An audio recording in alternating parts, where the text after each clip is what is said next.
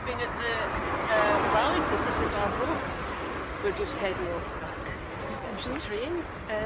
Been good. It's been very good, and there was plenty of people. There was that nice sort of excitement in the air, and the march was wonderful. Came into the Yes Bikers revving up. I always love that bit.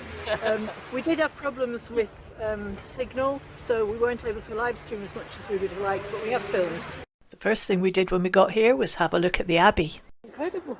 It's just the most beautiful thing. We've been trying to imagine it with stained glass in those windows. Look at that. That's one huge that's window. the bottom half of the window. And just must have been fantastic. And if you can see just the very top of that tower, look at the detail, the wee arches in it. It's absolutely stunning. Piece of workmanship from the 1100 and something. 12th century, and it's just unfortunate that we can't get in because it's got fences around it, but you can, even without getting in, you can still see the... You can see why they need to do a bit of repair.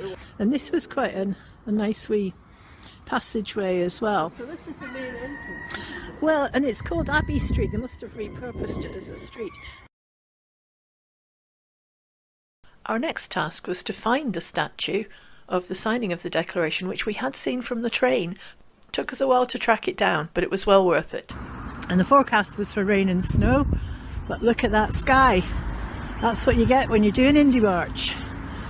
So we've just found the iconic statue, which is of course the Declaration of Arbroath, the signing of it, and I'm just going to have a wee look. That's from the back. I'll go around and do it properly in a minute. I just wanted to see the inscription. It is in truth not for glory, nor riches, nor honour that we fight, but for freedom, for that alone, which no honest man gives up but with life itself. Good morning, here's Marlene. Right, let's get a picture of this from the front. Declaration of Arbroath, 6th of April 1320. The two figures on the plinth represent Bernard, Abbot of Arbroath, who in April 1320 oversaw the drafting of the Declaration, and Robert the Bruce, our king. Arbroath Harbour is looking very bonny, and I'm standing here talking to two lassies who are part of Indy 2 Cafe. Do you want to tell us a bit about it? Yeah, absolutely. We actually started the Indy 2 Cafe on Facebook just over a year ago now. The whole idea behind it then, we opened up Zoom every afternoon, every night. We've got the pub on a Saturday night to make it a place for people to come in and have a chat. Aye. You know, they didn't have to sit because obviously lockdown was hard on us all.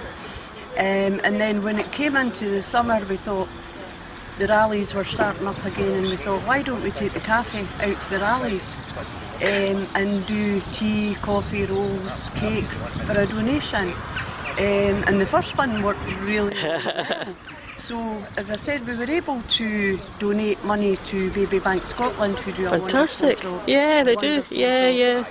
And from then on in, we've given money to food banks, because obviously there wasn't a lot of big marches last year. So we waited until the run up to Christmas, and we gave money to Dunfermline Food Bank, who's in my neck of the woods, and to Dumfries, who's Lorna and Neil's. So now we're collecting again to move forward with more charitable organisation and just basically help where we can. That's great. We are going to be helping Independence. Oh well, that's good. Yeah. We've been up this morning. These ladies, while I was filling flasks of water, these ladies were all had a conveyor belt on making up rolls. It went well. We found Indy Truck Davy here on the beautiful sunny quayside at Arbroath. And the dragon. So good morning, and you've just been telling us you're having a well-deserved break. Yes, I'm taking Yes, quite right. And are you staying around here, or are you going back? in the townhouse there. And yes, I'll be on the march as well. Excellent. Well, good to see you, and delighted that you're recharging your batteries, because we need you. What I'm doing. I'm recharging the batteries. Beautiful. Poundland. That's not bad. A dozen of them for the store. Very good. They're really nice, aren't they? That's excellent. They're not bad at all for a pound. Not bad, thanks. You're live streaming back to Independence Live, so give us a wave. There you go. We've got some business cards for our podcast. Can I stick them on? Yep. Hello to Independence Live. This is the third time we've seen you today, isn't it? Read the sign. There was a clue there, eh? Nice selection of books. Good morning. Not bad, thank you.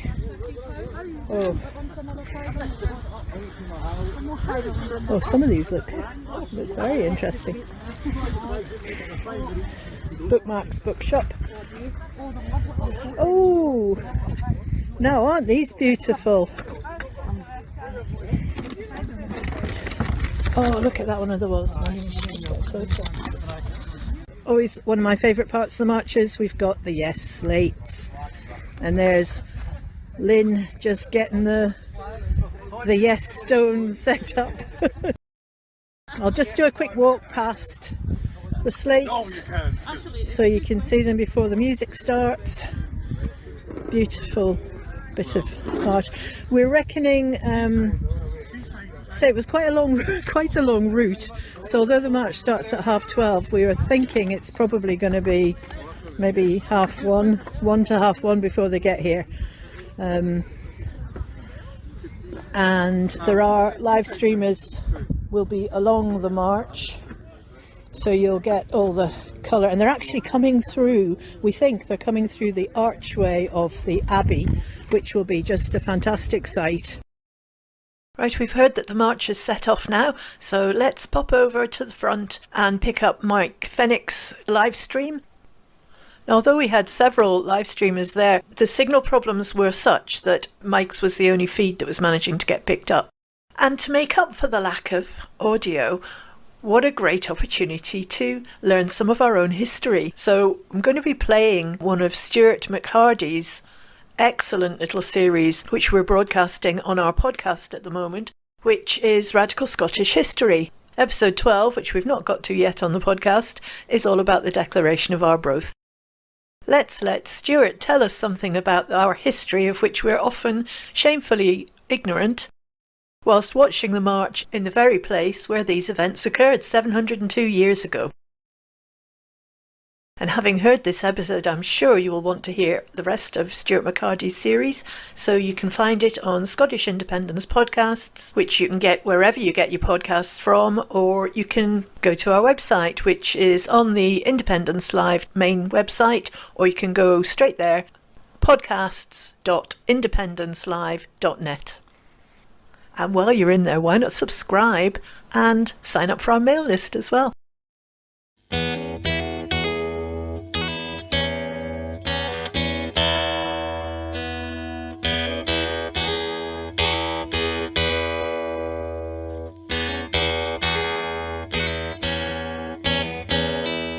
A radical look at Scottish history with Stuart McHardy. 12. Declaration of Arbroath. In 1320, Scotland was still being threatened by the English King Edward II, and King Robert I was still under excommunication. But Pope John had recently placed Scotland under a papal interdict, supposedly for continually mounting raids into England.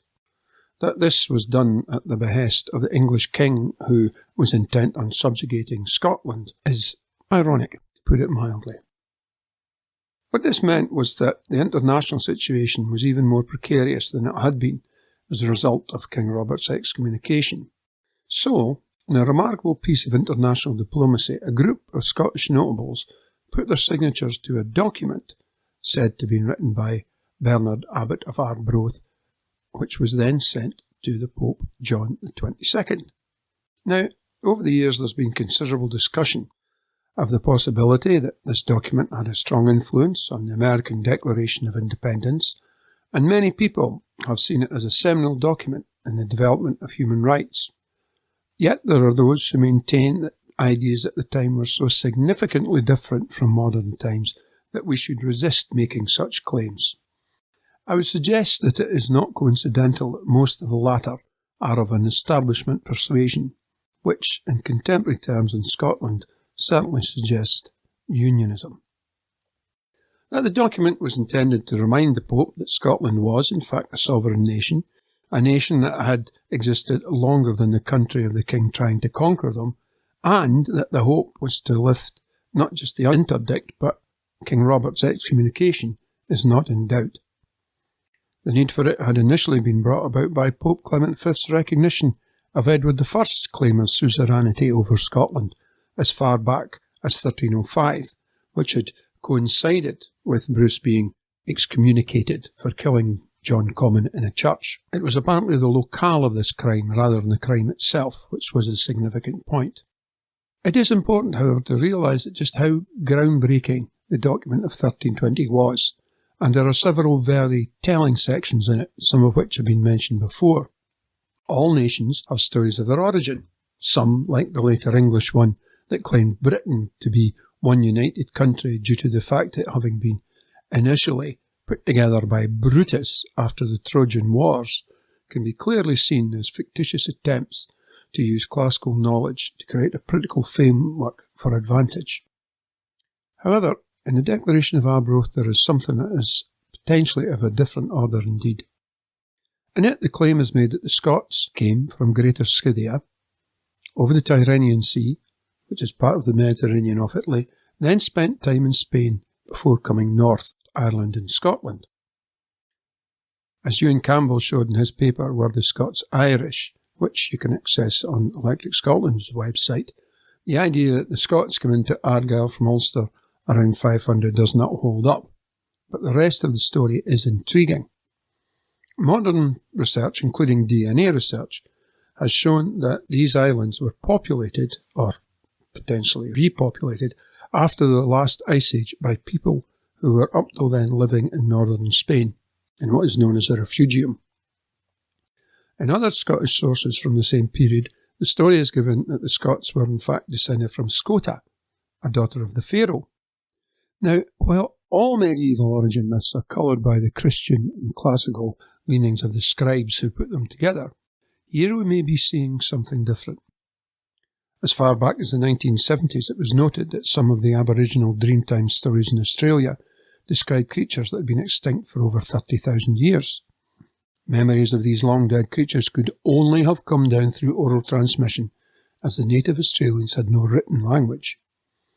My own long-term researches into the Nine Maidens phenomenon suggest it is possible that the particular widespread motif could have come out of Africa with the first humans a very, very long time ago indeed. These are stories that have survived in human communities since long before the idea of the nation-state was ever thought of, never mind literature. Even in our modern world, genealogy has a strong hold on many people's interest, and it is an integral part of all tribal societies that a part of what holds them together is the sense of shared identity and common origin. In this reference to the Scots having been in Spain, and in the others to an African origin, are we in fact seeing traces of something that had survived in oral tradition? A memory of the far distant past, perhaps. In the 14th century, literacy was extremely limited, and the oral tradition would have been very strong in both the Scots and Gaelic-speaking communities, and it is undeniable that knowledge of the human refugium in northern Spain during the last ice age was a very long way off then. One quote from the Declaration that has been used extensively is, "As long as but 100 of us remain alive, never will we on any conditions be brought under English rule." While it is a great shame that the parcel of rogues who sold Scotland out in 1707 had forgotten that line, the passage preceding it has considerable significance, which I have mentioned before. Referring to King Robert, it says, "Yet if he should give up what he has begun, and agree to make us or our kingdom subject to the King of England or the English, we should exert ourselves at once to drive him out as our enemy and a subverter of his own rights and ours, and make some other man who is well able to defend us as our king." Now, many modern commentators have seen this particular section as laying the grounds for the idea that the governors can only rule by the consent of the governed. And it has considerable significance in light of the fact that in Scotland, the people are sovereign, while the doctrine of the supreme sovereignty of the British Parliament is an English concept. However, there's potentially even more to this. This concept of removing the king, if he will not do what is required of him, is very similar to a widespread practice amongst the Scottish clans, where if the chief was seen as being unsuited for the job or abusing his power, he could be replaced. This idea is itself rooted in the notion that the clan, like all tribal societies, consists of all its members, including the chief, whose special status arises from his direct descent from the original, real or imagined, founder of the clan. He is of the people, not over them, in direct contradiction to the ideas of feudalism, where the king is supreme under God. We should never forget that much of Scotland remained tribal for another 4 centuries after 1320. No one, as far as I'm aware, has ever investigated just what the relationship was between the signatories of this document and the people they lived among. Most commentators have been happy to go along with what I would suggest is the facile and heavily Anglo-centric notion that the signatories were all nobles, just like the feudal aristocracy of England. The evidence suggests otherwise, even if it is manifestly clear that many of their descendants wanted that to be the case, which is probably why so many of the current lairdy lot were educated at Eton and other so-called public schools. Now, it took 8 years for Pope John to remove what was known as the interdict on Scotland and to lift King Robert's excommunication, and it appears that despite the urging of the Pope, Edward II continued to claim suzerainty over Scotland, and it was only after the interdict was lifted that his son and successor Edward III, who had come to the throne the previous year, consented to signing a peace treaty with the Scots. This was known as the Treaty of Edinburgh-Northampton, and in it Edward renounced all claims to Scotland. This was not popular amongst the English nobility, who saw it as a humiliation, and once he had settled into the job, Edward broke the treaty by declaring war on Scotland once again in 1333. However, the resistance of the Scots, who had initially been led by Wallace, Bruce Murray and others, had laid a pattern which was to continue for a long time afterwards. The Declaration of 1320 is seen by many Scots today as being important because of its acceptance by the Pope and for laying down the idea that in Scotland the people are sovereign, an idea that has been judicially reinforced several times and is, as I have said, directly opposed to the English concept of parliamentary sovereignty. It is also of considerable importance because we can see disturbing and virulently anti-democratic echoes of Edward I's policies in the current political administration in Westminster. With the lifting of the interdict and King Robert's excommunication, Scotland returned to the fold in terms of being a sovereign country and one of the international family of nations, but the struggle against the English continued. In this context, words matter, and as I have noted, we should never refer to this period as the Wars of Independence, as the subtext is that we are breaking away from England. Nothing could be further from the truth. And what the Declaration of Arbroath clearly does show us is that the sovereignty of our nation must always be at the heart of any struggle against any would-be oppressor. Next time, the wars go on.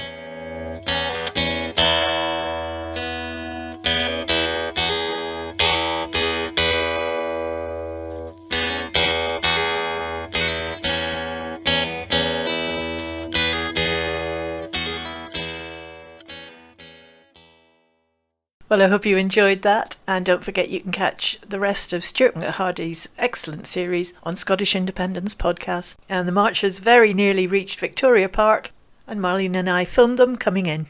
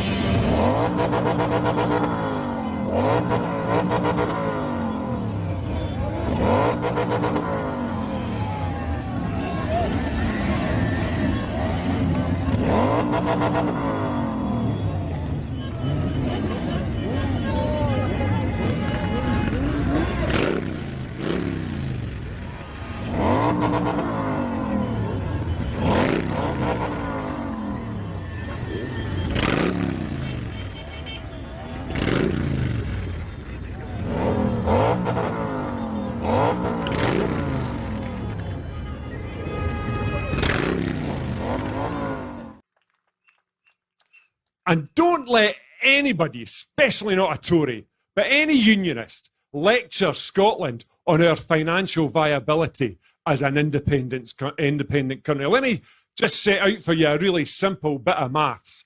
That in 2008, when the financial crash happened, the United Kingdom had £800 billion worth of sovereign debt.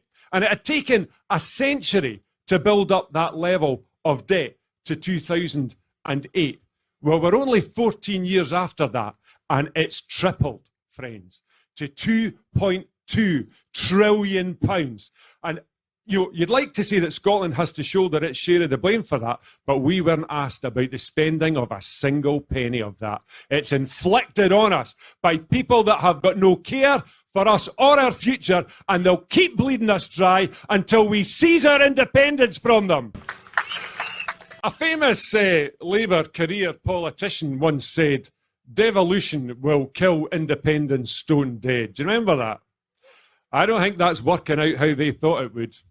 I don't think if they were watching this march through Arbroath or the marches through the other towns and cities in Scotland, they'll be thinking they've done a satisfactory job of killing independence stone dead. There's been 6 elections, friends, 6 elections to the Scottish Parliament since 1999, and an independence party in the SNP has won every single one of them, bar 2, and that is never going to change because the people of Scotland have seen what's before them and they know what a positive choice at the ballot box looks like.